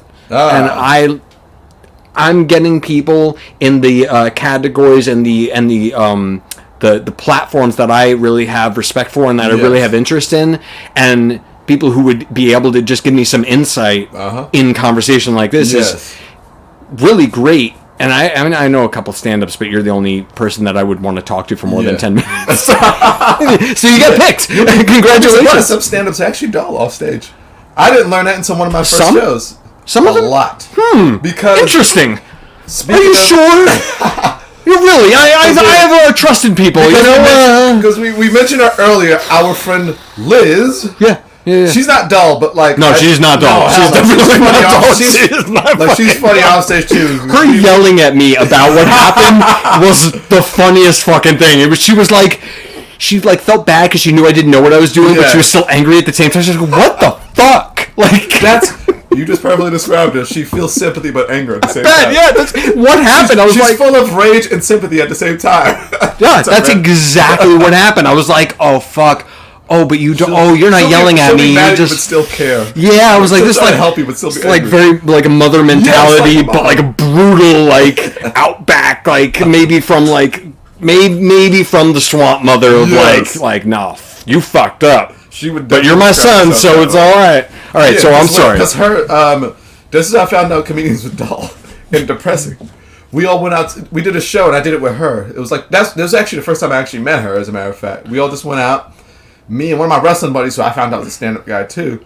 We all went out to eat after an open mic, and then afterwards, all the comedians were talking about their depressing love lives and their childhood. Yeah. Like, this is what because I never hung out with comedians before. So I would just do my shows. Your first insight to it was shit. The two people I gelled with at the table were a non-comedian who was best friends with Liz Larkin, her boyfriend, best friends, and then my wrestling buddy. Because he was a comedian too, but we didn't talk about comedy. We talked about the wrestling stuff. All we did, all we did the whole time was just me and the three of them talk about Marvel movies. The rest of them would talk about their love lives and their childhoods. Oh shit! All we did was talk about upcoming Marvel movies. Really? This was like around 2014, so a lot of good stuff didn't even come out yet. We were talking about upcoming things. You were fans. You weren't. Yeah, you weren't normal people talking about the Nowadays, there's still fans of Marvel, but everyone's a fan of Marvel. It's like fans were around for fucking in the 90s, especially. Yeah, you didn't. You didn't give Blade a chance. Come on. Most people didn't know Blade was going to be nobody knew Marvel. It was a Marvel. They just thought it was a Wesley Snipes movie. Do you remember all the shit that came out when Black Panther came out? Like the first Marvel superhero, all this stuff, and people from the 90s were like, Wesley Snipes killed it. I don't know what the fuck you're talking about. Like, because Wesley Snipes came after that bad Spawn movie and Batman and Robin, George Clooney version. Spawn killed it too, and that was John Leguizamo. Yeah, that's right. It wasn't a white guy. That wasn't some fucking. That was John Leguizamo, and he was a clown. Oh no, you're right. He played the clown, not Spawn. Spawn. I thought he played. Who played Spawn? Michael J. White. I don't even know who that is. You ever seen Black Dynamite? I didn't see it yet. No, you know of it. The comedy, the lead character in that. No, I don't have an image. What else he was in? Because the most famous thing I know him of is I remember seeing ads for Black Dynamite. I never saw it though, so I don't really. Hold on, I'll just look him up. What's his name? Michael J. White. Michael J. White. J is spelled J-A-I.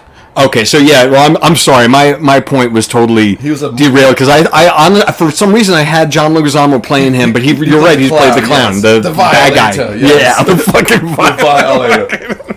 That was a cool movie, though. It was a fucking. Cool, I was a fan of it because I was a fan of Spawn. I had the comics back. I had no idea that selling independent comic. Well, it wasn't, as far as a comic that wasn't Marvel or DC, it sold the highest. I remember, specifically comics and Marvel. Spawn was my introduction to all of that, really, other than really like X-Men on TV. Yeah. I didn't really even think about that as a comic, though. I thought about it as the show, because I wasn't a fan of the whole thing. Yeah. I remember Spawn because I used to draw and trace the Spawn comic, because it was such badass fucking work. That guy's famous for his work. That's how I got introduced to it. He got paid off for action figures based off of that stuff, like for adults. That's great. He was the first to do adult action figures. Their Spawn action figures were one of the coolest action figures, first of all, but totally, like, not just for fucking Marvel. They weren't made to play with. They were made to, like, sit on your thing and admire. Exactly. I've seen it in doctors and dentist offices on little manholes and stuff. I bet, because they're art. They're not just... I'm sorry, I'm just looking up this guy's name because I want to fucking see his face. Like. Michael J. White. He's a martial artist, too. Okay. See, all the Spawn stuff comes up first. Yeah, well, no, of course. The Spawn's one of the most famous Marvel things anyway, right? Like, isn't it? No, he's outside of Marvel. Is he? Yeah, he's independent. He was an indie comic. It was people who were pissed it started as an indie comic. It never became Marvel. No. Only one character from there went to Marvel because they had like a publisher's rights thing. Okay, so I was right.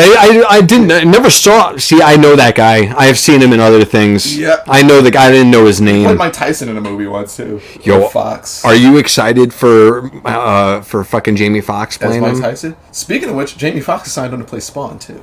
No fucking. That's 2 roles of this guy. That's a fucking weird kind of back and forth. I wonder if Jamie Foxx did that shit on purpose. That sounds like one of those weird spiteful actor things, like, oh, you did that too? I'm gonna do that better too. Fuck you, like.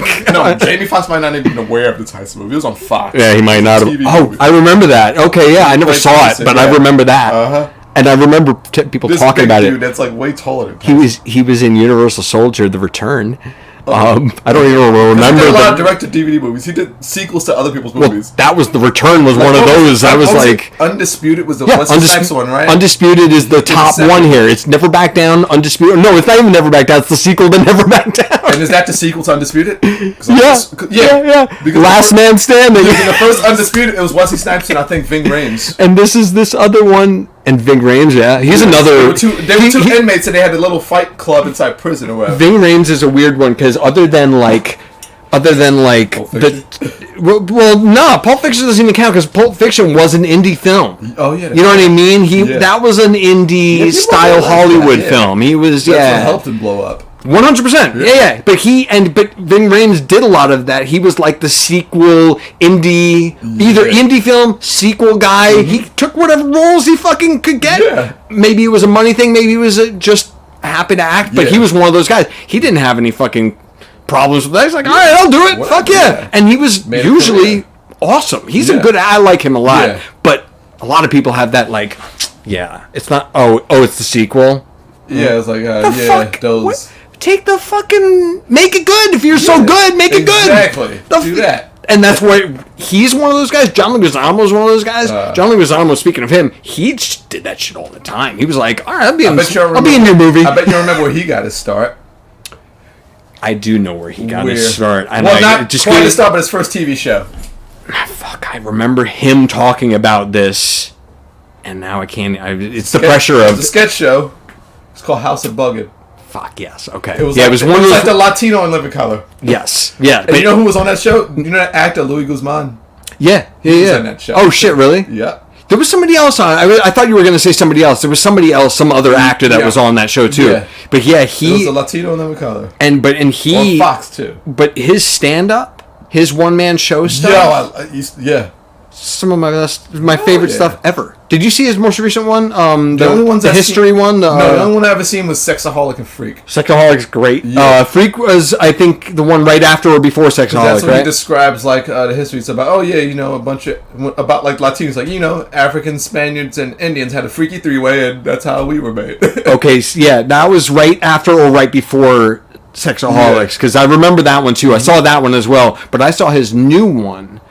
which is it's like the history of like. It wasn't Ghetto Clown because Ghetto Clown was a couple of years ago, or a couple of years before this one. This one was a couple of years ago. When he goes over Latin American history, right? The history, yeah. Because I've seen the logo for it. It's just him dressed up as different figures. Like it's him as Frida, I think, Kahlo in one of them. Okay, yeah, I didn't see that. That was probably. And then he has one where he's like wearing the bandit Mexican mask and stuff. This was probably promotional stuff. Yeah, that's he doesn't do that in the show. That's the pictures that I saw. Oh, okay, yeah. The logos, it was him as Frida Kahlo. It was him with the little Mexican bandit that's thing. Great. So that's like him doing all Latin history. Sure, yeah. Did you see that? I didn't see the special. Yo, you gotta see it. It's so good. It's so fucking. And plus, I think that was on Netflix, wasn't it? Yeah, I'm pretty sure. Yeah, it was either that or Amazon. It was one of those streaming sites. Yeah, my cousin cut me out. He didn't give me his password. I have to go get it back. He gave me his Disney Plus account password. I got his Disney Plus. I have a profile as Disney Plus. Oh man, you what? Marvel. There you go. You can watch Marvel. That's why we got Disney Plus, because we're big fucking Marvel fans. Talk about a wild buy. Fucking Disney buying Marvel. Yes. That's one of those buys where the conspiracy theorists go, see? I fucking told you they're taking over the whole world. Who do you start with? Marvel. Yeah, and then they brought Lucasfilm and the Muppets. And then, then Lucasfilm. Then Star Wars was like, wait, either one of those would have been like a whoa. But both of them? And I didn't know about the Muppets. I forgot about that. I forgot all about that. I remember somebody buying them. They got The Simpsons because they brought Fox and a lot of those properties. They do have The Simpsons. Airs on Disney Plus. You're right. They are taking over. They are taking over. They're like, we're going to be one of the 5, motherfucker. Yes.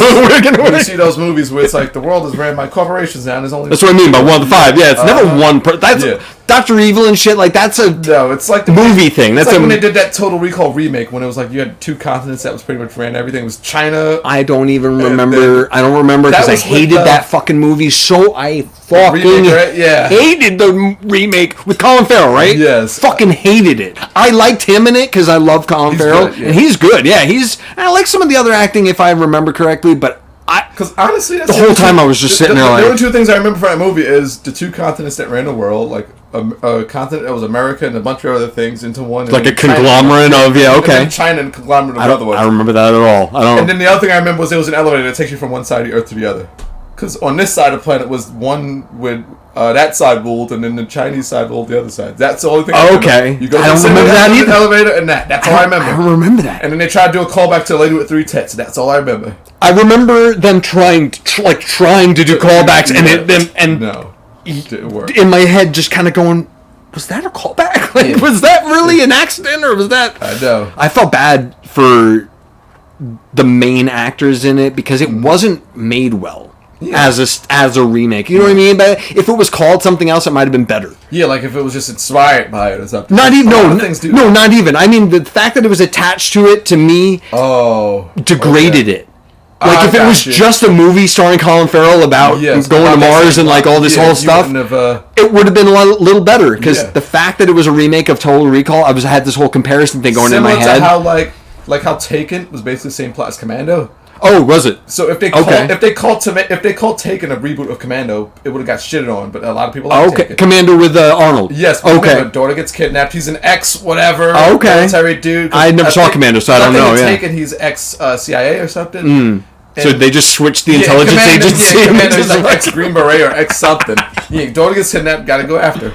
It's pretty much the same plot. Yeah, you're right though. If they had sold it that way, if they had sold it as a remake of Commando, it would have got shitted on. 100%. Yeah, and it wouldn't have got no sequels. And it wouldn't have been the big fucking quoted thing that quote from it. I will find you. That whole thing is special set of skills. So fucking popular, and people would have been like, "Fuck that movie." The third movie is the same plot as The Fugitive. His wife is gets murdered, and he gets blamed for it. He's on the run. Oh, so they did it on purpose. These people are just either that or they don't know they're doing it. Or they realize what they had with the first one. It's like, let's just rip off other movies. Since being that that's what I mean by on purpose. They were like, fuck it, let's do more. Yeah, people didn't mind that one. Yeah, let's just do. And this is a sequel, so it doesn't fucking matter. No, I literally didn't even know there was a third one. I think I had it in my head of remember seeing the previews, but I don't remember that. Die Hard was originally pitched as a sequel to an Arnold movie, I think. I think it was supposed to be... Really? It might have been a sequel to Commando. Oh. Because I think Arnold's name was John Matrix in Commando, right? John Matrix. He was John McClane. I don't think I ever even saw it. John McClane. Yeah. I do know that he wasn't the first... based off of books or something like that. Well, I don't know, because he wasn't the first pick. I do know that. They didn't want... Because Die Hard was based off of a book called, It was actually based off an older book called like Detective something. Oh, really? Detective Story or something. It was based off an old book. Huh. And they just decided to base it off the book instead of doing it a sequel to instead of doing an Arnold sequel. Well, he's lucky, man. Yeah. What's his name is lucky. Bruce Willis? Bruce Willis is so lucky that they picked him. Speaking of which, me and Liz ran into him one time at a Steven Tyler concert. Was he an asshole? No, he was I'm so glad to hear that. We didn't meet him. We accidentally walked past the red carpet by accident. Because like we went out for food. We brought our tickets or whatever. Then we went out to buy something to eat. And we asked security, "Can we go out this way?" I said, "Yeah." Red carpet's here. We're leaving this way. And then Bruce Willis passes us with his girlfriend. And I was like, he was this close to us. I was like, Liz, I could have reached out and smacked him in his bald head. Just rubbed it. And we have a joke now because good things happen to us by accident. We always say we idioted our way into something. That's a great term. I like that. Your way into something. I like that a lot. That's funny. I mean, and I also think that that's a big, like, reason things happen, or like those accidental, like you fell into it idiotically, of like either literally making a mistake or just not having a plan and just going about stuff. Oh yeah, and speaking of the comedy shit, the extra work, I got into that by accident too. You did? One of my friends was making fun of my brother on his page. He's like, because they were having you had to go down to this little open casket for The Dark Knight Rises. Okay. This is late 2011. And he was making a black joke towards my brother. He's like, "Hey, you're so black, why don't you try it for The Dark Knight?" And then it's a bad joke. It is a bad joke.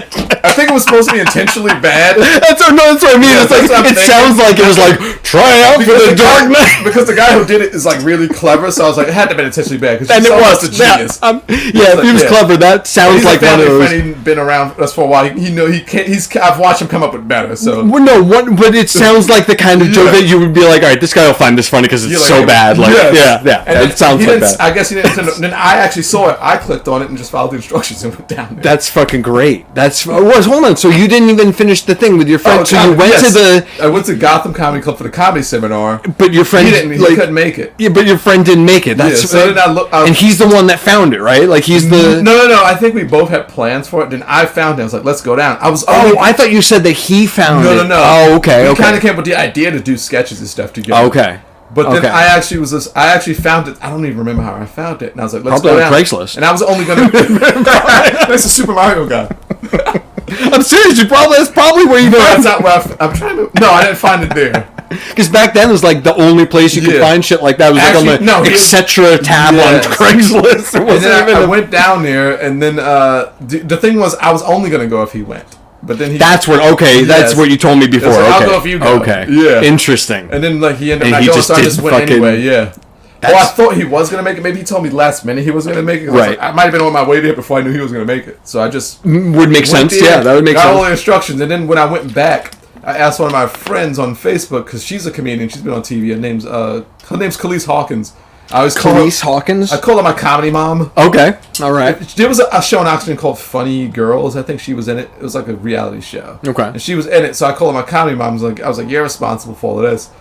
So like, I just said, hey, how the hell are you getting this stand up? And then she like, well, one, you can start here. And she gave me like this a list of like, it's something called Bad Slava, a site called badslava.com. Okay. This is a long time ago, right? This is 2013, I think. 2013 and 2012. So because I got in late 2013. What is Slava? I don't know what the hell that is. It's just called Bad. It sounds like a restaurant. Well, I was thinking maybe Slovakian or like something like that, but no.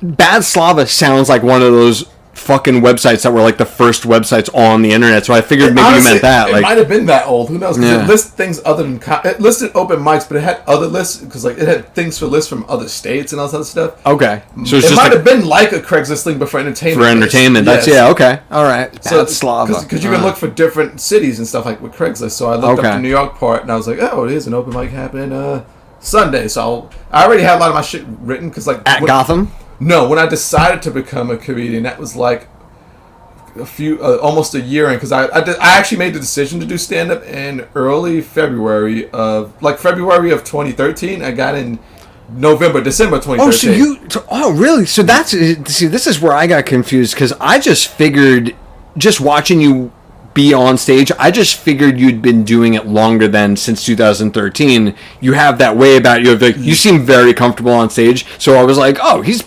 I figured you've been doing it for a lot longer than that. Remember I told you earlier I was a drummer since I was 15 on stage. We had to do little recitals. There we go. That's it. And then wrestling. Yeah. Oh, wrestling. Yeah, I didn't think about and talking to microphone to the crowd. I forgot all about the wrestling. And that makes a and what makes that easy is the crowd's not just in front of you and wrestling; they're around you. Yeah. So it's even more awkward. Well, it's like watching TV. You're even more so than being the only person on stage like a comedian. You really got to be putting on a show because they don't want to be bored. With a comedian, if you get somebody like Bill Hicks, you're going to get bored for a few minutes and then get a good punchline, and that's fine. If you do that in wrestling, people are not okay with that. They're like, what the fuck is going on? I don't care about a punchline later. Especially if you're talking. It's like, you want to see action in the first place. Every word, like every fucking, even if it's just a look, it's just like this. You have to do something funny. Because I used to cut, like, we call them, in wrestling, instead of doing stand-up, we call them promos, because you're promoting the match, that's why. Okay. The whole point is to talk them into the building. You want to, if you're a bad guy, you want to talk to the crowd and get them to hate you so much that they want to pay to see you get your ass kicked. Get your ass kicked, If you're a good guy, you want some sort of sympathy, so they're going to root for you. That's... I never knew about the whole show aspect of wrestling. And my best friend was a big wrestling person, and so I always thought that they were just putting on a bad show. I always thought it was just bad, they were just terrible at acting, and they were trying to make people think it was real. I had no idea that the fans all knew it was a show, and it was like they were actors. I mean, they were all this stuff. Way back in the day, before the 70s, they thought it was real because. Oh sure, well it was once you got Hulk Hogan and all those guys, it became. To be honest, before Hulk Hogan, it was a lot more real than it is now anyway. They were really doing amateur wrestling style moves. And there was not a lot of figuring out how to fall. It was like, you've got hurt falling, huh? I guess you're not on next week. Yeah. It was a lot. You learn the right way, because sometimes they will learn to fall, and some people trained in boxing rings which have no gives. I'm sure. And they were first of all, they were raised by people who were never going to give them that kind of courtesy, father-wise, of you're getting hurt, huh? Yeah, they were tough guys. Yeah, they were tough guys. And it was to the point where, there were wrestling owners of wrestling companies, where if one of the wrestlers got into a bar fight and lost, they got fired because we can't have you looking weak. Can't have you looking weak. It's like a UFC champion getting knocked out by me in a bar. Oh, shit. Yeah, it's a bad luck. I could see that. So, if the whole thing is if it's fixed, they'll take away your belt. Being that we fixed the winners anyway. Speaking of entertainers getting fired for getting into fights, for that, did I ever tell you about when I was working for the circus? Did I ever tell you about that? And the guy Johnny, the acrobat. Did I ever tell you about that? You fought an acrobat? No, I didn't. I didn't fight an acrobat, but this acrobat crew. This is one of the stories I used to tell them. Acrobat crew. You had me at acrobat crew. They were a Jamaican acrobat crew that were all party animals. They were wild guys. They were so fucking cool and so fucking but wild. Was this a Universal Circus? No, this was no, not even. No, it was. These guys were. It's funny you mentioned the race of the thing because. Them working for the Big Apple. Big Apple was kind of like a racist kind of thing. Kind of. You could tell hiring wise, the people on top were definitely either racist themselves or had such racist parents that they were racist proxy. Louis C.K. says, he's like, I'm not racist, but I have it in me. That whole thing. They were those guys of you could tell their hiring process was that because all of the black people or the Latino people or even not the one Asian guy was actually he worked his way up, but you could tell he was brought in right on the bottom. All of them were right they were you're doing that job. It was obviously like that because the three people of color earned their fucking job because their boss, not the big boss, but their boss gave it to them because they saw the potential. It was all like that, and I was like, this is just a old school racist fucking American company. Okay, I get it. All right, interesting. But no, this crew was total outsiders because they weren't really professionals. They were party animals. They fucking love to go out and drink and fuck and all this stuff. They had to do it. Yeah. So much so that Johnny, the party animal of the party animal group, he was the one that was really didn't listen to the rules. This dude, and by the way, if this gets watched by more people than I'm expecting, guys, I don't even remember the name of your crew. I am really sorry for talking honestly about you. But this this crew, you know who you are, and some of the people from Big Apple Circus know who they are too. They remember how crazy Johnny was, because Johnny was the kind of guy who would get so drunk at the parties. We'd have a party every week after all the shows. He'd get so drunk that his dick would come out at one point or another, and that's why he got in trouble. And we eventually, all have that friend. but this guy was like, if I knew him outside of work, we were all friends with him, but if I knew him outside of work, I would have been like best friends with this guy, because he was so he was like, fuck this, are you kidding me? Are you going to pay me to do some flips and shit? Oh, wow. Okay. Mm-hmm. What do you guys do on the weekend? That was his whole, like, they were like, okay, yeah, we'll do the show. Who are we going to go? We're going to go, They were more interested in that. And then the fire eater guy, he was way more professional than Johnny. He kind of kept everyone together. He was like their like father. Like, he wasn't their father, but he was like the father figure. And he was like, yeah, well, it's Friday. We got a show on Monday. And Johnny was like, fuck that. Oh, fucking give me another beer. Like, he was a madman. He was so crazy when he got drunk. And I don't remember why I mentioned. Oh, because he got fired for being. Everybody got drunk and partied their asses off in this crew of entertainers who were like really like not trying to limit themselves at all. He was looked at like with wide eyes from all these people, and he eventually got he got fired from the crew, the 4 guys, and then they couldn't do the show anymore because he got fired. He pulled his dick out in a bar somewhere, something like that. Something happened. And they were like, yeah, we're the Big Apple Circus. We have 4-year-olds coming to this show tomorrow night. We can't have this guy on stage anymore. Even the story was that was what got him fired, was the story. And party acrobat. Someone's swinging, I don't know.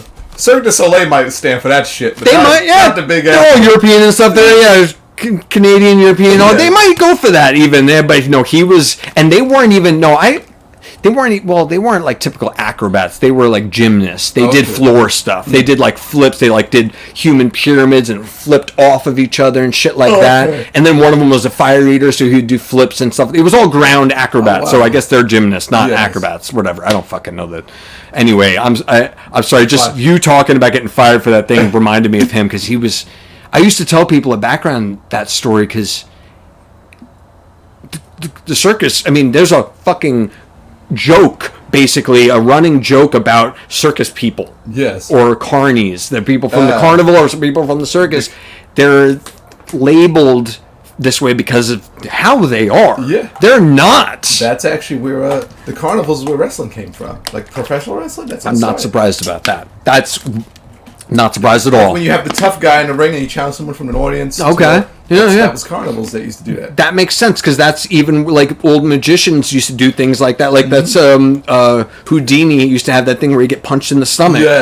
It was basically the kind of thing you would do in the ring. Like you would challenge someone to come in. If you can last 5 minutes, you win money.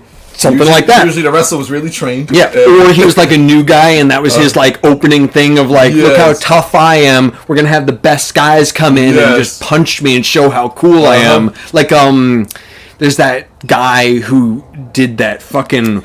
I don't even remember. I have like him referenced. Right? No, the guy who. He had clubs, and he would show his strength by working these clubs. The Iron Sheik, 75-pound clubs. I only heard stories of him doing this thing, but that's a great example of like, it's a show, so you got to have. You can't just have actors pretending to be tough guys. No, you have to have tough guys like Mankind. Remember how? He used to badly beating. Well, do you remember? Do these crazy stunts. Do you remember that cage match where he got tossed off? First, he got tossed off. And then he got tossed through. And by accident. Like, it was like not really supposed to happen. And he was like getting taken off. I think it happened where he was getting taken off by stretcher, and he was like, I can't be taken out by stretcher, so let me walk out. And they were like, wait, what? He like lost a tooth. It ended up in his nose. One tooth goes flying, and then another tooth ends up right here in his nose. He doesn't remember how it got there. I didn't no idea about that. He compared the tooth to like the JFK magic bullet. Like, nobody knows how it got there. The mystery of the missing. That's great. I had no idea about the tooth, but he got basically almost killed that night, and it was him being that guy. It wasn't him as an actor being like, oh, look how tough this show is. It's like, nah, this is where we come from. I'm gonna really do this shit. This is backyard, getting thrown off something, and he was a Long Islander too. And and then keep it going too. And dedicating myself to my fans because they think I'm this guy. Yeah. I have to. Even a guy he fought the Undertaker that match. The Undertaker, of all people, yeah, it was like the biggest, toughest guys in the fucking. The Undertaker behind the scenes broke his ribs, had to still wrestle wearing a flak jacket to hold his ribs in place while he had to wrestle. Really? No one knew about this because this was behind the scenes. They go on the road doing yeah. Also broke a bone in his face. Do you remember the mask that Mankind wore on his face? That Hannibal Lecter mask? Yeah, yes. yeah. That was actually Undertaker's mask when he broke his face to hold some of the bones in place so he can wrestle. That's where that comes from. What? That's like a behind-the-scenes story. So when they came up with the character, they wanted a mask for Mankind, and that was the one they went through other masks probably, but that was the one they settled on. How fucked up was his face? That's And crazy. he broke it somehow, like he broke an orbital bone or something. So that's why the Mankind mask looks so uneven. That's why the mask is uneven because it had to be strong on that side that he broke. That's what I was just. The rest is just to hold it in place. This part's to be strong. I don't want to even think about that anymore. That's so fucked up. And that makes sense that the belts being all like adjustable things. Yeah. That's why I thought that was all just art. I thought that was all just like non-televised events. So he had to wear that mask. That's they were televised, so they were non-televised. Oh, they weren't on TV. I guess he didn't. When he wrestled on TV, he probably didn't even wrestle because he couldn't use it on TV. So he probably just comes to the ring and talk or something. Some dude's got a VHS in their basement, when his friends come over, like, guess what I fucking got. And then in storyline, they gave him on TV. No, on TV they gave him a Phantom of the Opera looking mask. What the fuck? For his face. To hold his face together? That was part of the story, because I guess word got out that he did break his face, because he was gone for so long, so they had to have an explanation. So the explanation was another wrestler did it. So usually when you get injured, it's not through an accident, it's because another wrestler did it on purpose. So he write it into a story. Yeah, he did not break his face driving drunk, everybody. No, it was cane. I'm sorry. Yes. It was not alcohol. Because I mean, he did break it in a match with probably a different opponent than what they wanted to do a story with. It's like if maybe you have to do a scene, but I hurt myself in another scene with someone else. And you don't want to be. You're the main supervillain who did it, not this extra who punched me in the face too hard. We can't work that into the story. No. It wasn't Atiba. No, it was actually. It was the other star. I swear to God. Atiba's who's Atiba? Exactly. Who's this guy? I didn't punch him in the face during rehearsal. No. Do you remember how many fucking people really they would talk about this at the tables in background? Remember how excited they would get thinking about okay, so there was the old. This is the story people would tell. You ever heard in Being John Malkovich? The guy who throws the can, he was an extra, and they kept him because it was so good and throwing cans. Yeah, and what if I what if we what could we do? Do you ever hear those conversations? Yes, I do. Yo, I hated them. Oh my God, that's why I ended up at tables with you because I'd be sitting there listening to them, I can't say anything. Anything else other than acting. Cannot say anything. These fucking people. And then once I said something, I was just like, look, you do know that if you do something, you're probably not going to have a job today, right? I'm just here for the snacks. Yeah, well, money. I should have, honestly, that's how I usually did, and that's how I should have handled it, because they were first of all, they were just way too stupid to even hear what I was saying. Yes. But I was like, look, you do realize that even if you say something out of turn, they might fire you. They're not going to be like, "Oh, that's genius." Look at the opposite of what that guy. And they were like, "Well, you don't really get it because what he said wasn't in the script, but he was smart." I'm like, "No, I get it. I know why it happened." You're just not that smart. Yeah, you got to realize that 5 other people could have done that day. Yeah, and I might have even gotten fired, but they definitely got told to shut up. Yeah. John Malkovich might have even been like, "Shut the fuck up." Yes. Trying to be an actor. Yeah, let the director do whatever improvisations he wants to do. You're literally driving by in a car. Yes. You're not even on screen. You're a picture car driver. Don't yell out and curse out. Your name isn't even on the call sheet. Yeah. You're a picture car driver. The only other thing I heard about similar to that happening was it wasn't so much an extra speaking out. It was the director just walking by and giving him something else to do. While they were out. Yeah, so it was the director's idea, you mean? Yes. Yeah. So it wasn't their own idea. No, it was the director saying, "Hey, when she walks past, say this. Oh. Or sit here in the VIP with these stars. Yeah. It was stuff like that. Well, that kind of stuff, Yeah. that was like That was 95% of people on the fucking background call sheet, because they were all like, well, I could be just going to stand a little closer to the camera a little bit, just like this, just like, oh no, I'm just here, oh no, you want me to back up? Okay, like, that's where all that shit came from. People were like... But all the people I see getting picked randomly by the directors, it was like the people you least expect. It was someone in a corner that no one noticed. It was the people not trying. Yeah. A director told me that specifically one day. He's like, you do realize... This was one of my teachers, but he's a director, and he was directing me in one of his movies. Yes. And he's like, see what that guy's doing? You ever see that on set? And I said, yeah, I see that shit all the time, because he was doing one of those. He's supposed to be sitting here talking to you, and the main character's over there where the camera is. And so what this guy was doing, instead of sitting here, he was sitting like this. Oh, wow. And he was talking, oh, yeah, Atiba, yeah, okay, oh, yeah, so great. Oh, and everyone's like, oh, great. Like, it was all these kind of, like, not like a natural, because I've been probably doing this where, like, I'm trying to kind of guide my thing over here, like you're doing that. Like you're doing it just kind of like a natural, like the camera's there, so if you don't see the camera can't see you, that whole thing. Oh, that's something they put in my head in wrestling. Of course, yeah, well, that's a wrestling, yeah, exactly. We do interviews instead of like this, we do them like this. Exactly, and it's important and to... everyone makes fun of it now, like, who turns their head that way? It's very important to do that, and I'm not used to doing it, so I've probably done a worse job of... Because and it's also a stage thing, too. 100%. Yeah. Stage especially, because you can't cut around stages. They're there and live, and like... Things like that. On stage, you gotta be. In fact, on stage, I'm actually better at it than with camera, because I know on stage, like it's more like more in the forefront of my mind of like, these people are right here. I gotta be on there instead. With the camera, I've been pretty loose because I'm trying. They're gonna catch me. I don't have to try to be caught. Exactly. Yeah, and that's exactly how I felt today with this thing. I'm a little nervous. I've never done this before, so I'm trying to be loose and relaxed, and so I've probably gotten a lot of my off camera, but I don't really even care. Your face not even being able to be seen. Yeah, I mean, that put a question mark like that is honestly, that just is a real good epitome of what I'm not necessarily going for, but if it lands on like that level of, I'm not trying to be fancy with this thing. Back to like Tough Crowd, they went for things like that. They went for things that weren't perfect. Like they would flub lines and mess up. And Tough Crowd was a one-camera show where it was not a one-camera show, but it was like it was filmed as a one-camera show of like, no, the point is these people talking. Yes. Not necessarily... Honestly, you could have, if that show was an audio podcast, you could have still listened to it. You didn't have to see that. Exactly. And I feel the same way about this thing. Like, I am recording this. This is mostly because I'm using YouTube as my platform at first, because I don't really have another... I don't want to do it on Facebook. I don't want to do it on Instagram. I don't like those as... I don't know. I just got a thing. So YouTube is a visual platform, so I'm having a recording going, but it's mainly for the audio factor of it.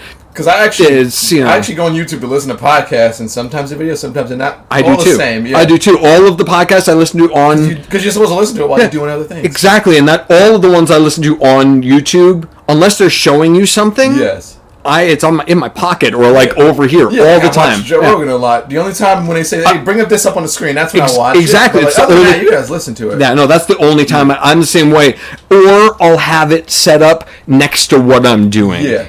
So that I could look over at it when they say, "Hey, look at this guy's face. He's gotten a fucking booger that's the size of his head." Like, oh, I do want to see that. You know, it's like I'm sitting home playing video games. I'll put on the other TV. I'll put the podcast. There you go. Because it's like it's long enough. It's like 2 hours. It's long, but not too long. And it's mindless enough while being something you can focus on. Yeah, you can still pay attention to it. Yeah, because I never missed anything he says when they're talking for that whole 2 hours. Well, this is the thing is, that's why I asked you how much time you had, because Joe Rogan is actually one of the like the 5 people who made me want to do a podcast. I think he's one of the 5 that made everybody want to do it, because he's probably. They said he's the top podcast. 100% is. Yeah, his podcast numbers are ridiculous. And he built that shit from the ground up. Yeah. And he was doing it like a real podcast. Exactly. He was him and his friends. Like, it's crazy. Yeah. His main job was, I'm a UFC commentator. I podcast on the side. And now his main job is a podcaster. He does UFC on the side. It's a great example, because before that, what was he? He wasn't even the UFC guy. He was the Fear Factor guy. Yes, he was the fucking Fear Factor guy. He did UFC, but nobody knew what UFC was. There was some fucking Fear Factor guy in like the early 2000s. Yeah. Cage fighting was a it was still cage fighting. It wasn't even UFC. It was They called all of it. They called all of it Ultimate Fighting, even though it was different companies. They just all thought it was the same thing. Nobody knew enough about it. Well, because what they thought of it as was cage fighting. They thought of it like, oh, these guys aren't even professionals. They're just fighting. Yeah, like we're like tough men competitions, like something like that. It's funny when like people like Kimbo Slice get pushed into the UFC because he started in the backyard. Do you know that guy? Yes, I know you. I didn't know him, but I knew who he was. That dude. He started recording, getting fights on the streets and all that. Beating the fuck out of people. Yeah. Yo, that dude is one of the toughest people I've ever seen in a backyard. I never seen him really put out in the ring because I saw one match with him in the ring and he fought like this guy. It looked like they wanted Kimbo to look good his first round. Oh, that's what it looked like. That type of stuff. Yeah, the guy looked like he used to do UFC like 10 years ago and then he like got married and like started eating. Like the Rocky 3 thing. He's like, what do you mean it was setups? No, it wasn't setups. It was good fighters. Yeah, exactly. It was like, oh, that's the guy? Yes. Kimbo Slice is a machine. You really want... This is the guy? Because he did. He looked like he retired 10 years ago. Yes. And like... For the last 5 years of his career, he wasn't doing that great. Like, that's what he looked like. Hey, guy, want to make $1,000 real quick? Sure. And he was like 5th on a list of guys they called. They were like, the other guys went out. Like, John, look, you got to do it because, like, we got to have. If you don't do it, the next guy on the list isn't even in shape anymore. Like, you got to do it. And John was like, fuck you! I have to quit 10 years ago. And they're like, all right, we got to call Bill. All right, and then Bill ends up fucking fighting him, and he did. He looked like a schlub. He looked like he was probably tough, but he looked like he had been eating for 10 years, and like drinking beers, and just like melting into his chair. And it was kind of sad to watch him. As the bell rung, I was like, "Whoa, shit! This guy's gonna get fucked up." Because Kimbo Slice is a machine, and he was one of those guys he did that well in the backyard, and then he got pulled into UFC. Yeah, and then he had to do the Ultimate Fighter TV show because they said the only way Dana White was like, the only way I'm gonna put him in UFC is if he does the Ultimate Fighter. Okay, so that's why he did it. Well, his career path lines up with UFC's like social path to me because at first. It was really revered by the people who liked it. People love backyard wrestling. People love backyard fighting. They love that shit. But nobody else likes it at all. Thing, And totally underground because people like VHS back then. That's how I got into it. Yeah, people would watch it by like their friends going, "Yo, you see this guy Kimbo Slice fuck this dude up?" Because he would have fights where the other guy didn't even get a punch in. There was one I remember watching one where he's punching him, and then he just looks at him. Kimbo's like, "Fucking hit me." And he yells at him. He yells at him 3 times, like, fucking hit me. And the guy's like hitting him. He's like, fucking hit me. It's like, Jesus Christ. This guy doesn't even want to be here. He's so good. He's like, and he was obviously, it was like, they did that with his first set too. They were like, look, you made yourself look good in the backyard fight world. You probably got your ass kicked more than you showed. Yeah. We're going to do the same thing for you. And he was like, all right. My first fight. I want to see the other ones though, because that first one was. Oh shit. It was probably like a raccoon or something. Oh, okay. You hear it? What the fuck was that? Sam, you back there? Yeah, I heard something. I just don't want to fucking... I don't... Like... We're just... You know why? No, it's because we were talking about raccoons before. I'm all freaked out. Like, I don't want this fucking thing being behind me. Raccoon. No, there are a lot of... we're right on the water here. Okay. And there's a lot of possums, raccoons. Yo, possums are another one. We were talking about vicious little things. Yeah. Possums are scary as fuck. They just look wrong. Well, they look wrong, but then they'll stand there and hiss at you. Yeah. Like this. Like, dude, why do you have so many teeth? Like, what the fuck? What's with that long ass fucking demonic. They are scary looking. They're like big rats. They're like, but you know what they look like?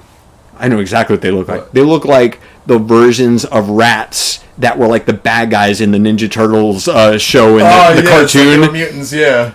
Yeah, the other mutants that were like, oh, this guy's, oh, he's a rat. Oh, like Splinter? No, he's like the evil Splinter.